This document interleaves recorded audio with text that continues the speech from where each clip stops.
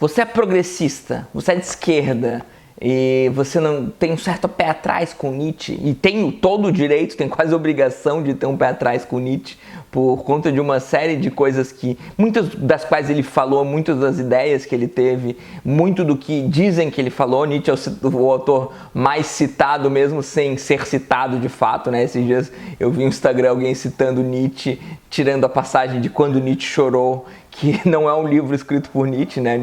Nietzsche é um personagem fictício desse livro e a pessoa usou como citação de Nietzsche. Isso acontece o tempo todo, assim, às vezes você lê, né? No Instagram você não consegue, se você segue vários Instagrams de filosofia como eu, dificilmente você consegue ficar longe de frases de efeito e de autoajuda, ou às vezes, sei lá, provocações de Nietzsche, como se Nietzsche fosse isso, né? Como se Nietzsche fosse alguém das provocações, algo até um tanto quanto adolescente, né? E Nietzsche não é isso. Nietzsche é alguém, talvez um dos maiores filósofos da história da filosofia, como todo grande filósofo, alguém bastante controverso.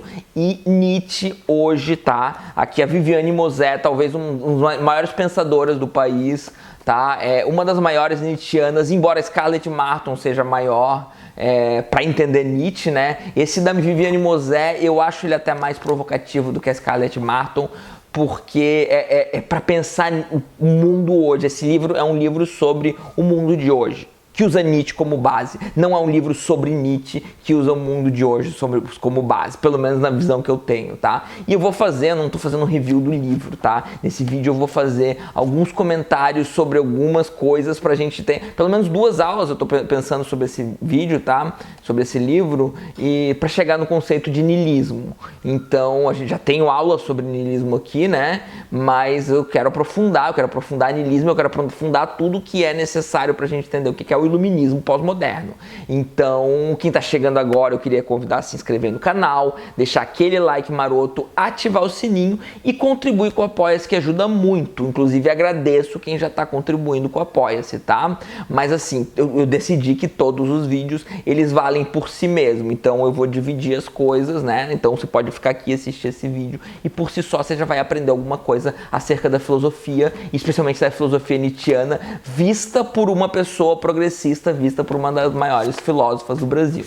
Então, se a gente pegar na página 41, né, no capítulo que começa com o nome Niilismo e Afirmação, a Mosé vai dizer: Nietzsche é um filósofo crítico. Ele faz uma crítica da filosofia, da moral, da ciência, da religião, da arte, né? Ele critica tudo, tá, gente? Ele é um grande filósofo crítico. Mas ele é também um filósofo afirmativo, tá? Esse Nietzsche que as pessoas usam com frase de autoajuda, às vezes depressiva, né? Às vezes muita gente está citando Nietzsche porque está depressiva, tá? Não é o objetivo. Nietzsche não deveria ser usado dessa forma. Pessoas depressivas precisam se tratar, precisam ou de medicamento, ou de psicólogo, precisam de SUS, precisam de várias coisas, não precisam de Nietzsche. Nietzsche é um autor afirmativo. A crítica para Nietzsche não pode ser uma reação, mas uma ação. E para falar desse Nietzsche afirmativo, a Mosé vai chegar no Zaratustra. Ele, tal qual o seu personagem Zaratustra, abandona o burburinho da cultura, o final do século XIX em que vive, e sobe não à montanha, mas ao cume das ideias modernas, para lá olhar à volta. Ele faz uma leitura da modernidade, um diagnóstico.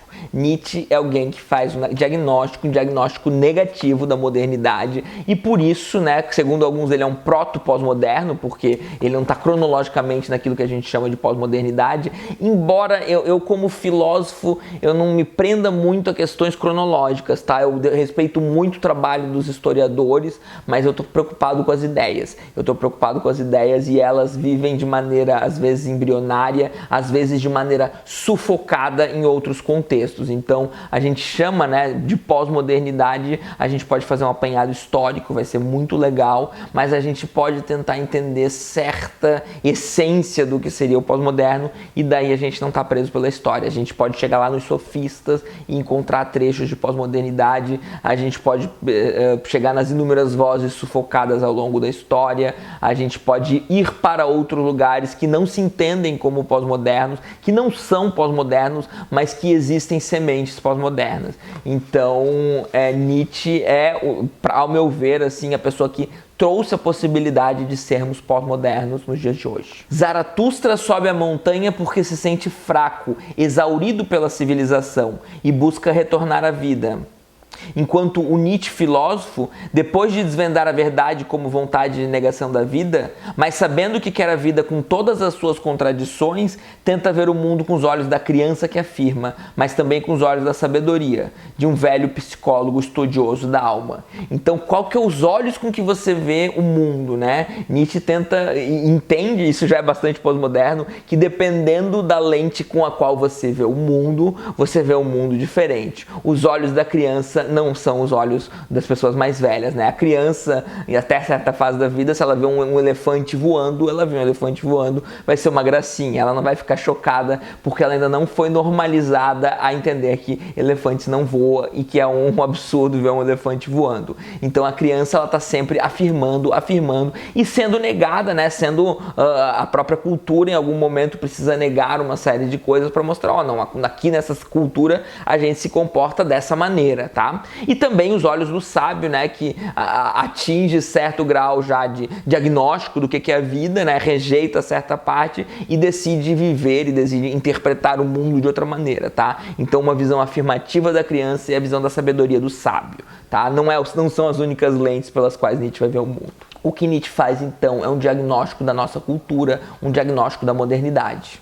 Inclusive nos próprios valores, né? É preciso avaliar o valor dos valores. O que quer um valor? A Viviane Mosé pergunta, tá? Então, os próprios valores não estão fora de serem avaliados, mas é claro que isso é circular, né? Porque avaliar um valor é valorar algo, então, e a gente está nessa situação que a gente poderia chamar de paradoxal, ou trágica, ou absurda, deem o nome que quiserem. Vamos citando, porque a Mosé escreve muito bem, gente. Aqui eu vou abusar das citações, porque muitas vezes eu cito demais, acho chato. Aqui eu não vou achar chato, tá? Se vocês acharem, paciência, mas leiam um livro que com certeza não vão achar. Os valores humanos, especialmente modernos, ele diz, falam de verdade e futuro, falam de razão, mas revelam uma calúnia contra a vida, uma depreciação muito antiga, que foi inclusive muito bem sucedida. A vida, afinal, perdeu o valor.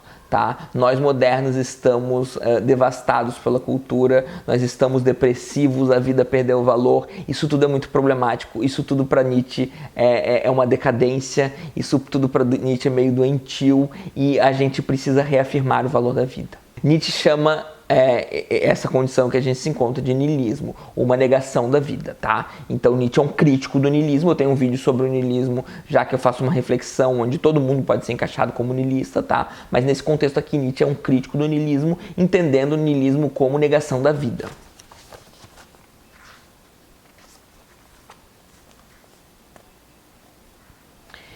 E esse niilismo surge, num primeiro momento, na racionalidade clássica, tá? 3 nomes, Sócrates, Platão e cristianismo.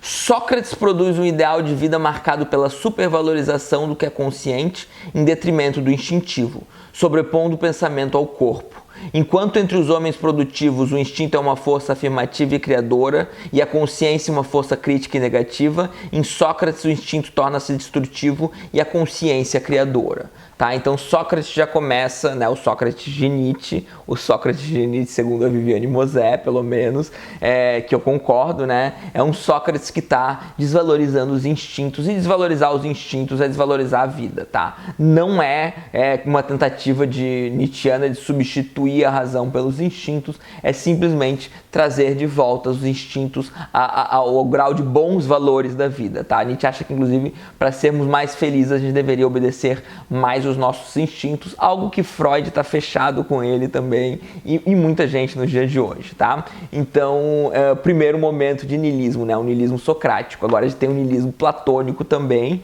né? Já Platão, pensa Nietzsche, contribuiu com a história do niilismo, justificando intelectualmente a divisão que fundamentou a oposição entre bem e mal, a partir da concepção de um ser perfeito, imutável, único, idêntico a si mesmo. Por Parmênides de Eleia, Platão concebe a existência de 2 mundos. O mundo sensível dos corpos, dos erros, do mal, e o mundo inteligível do pensamento, da verdade e do bem.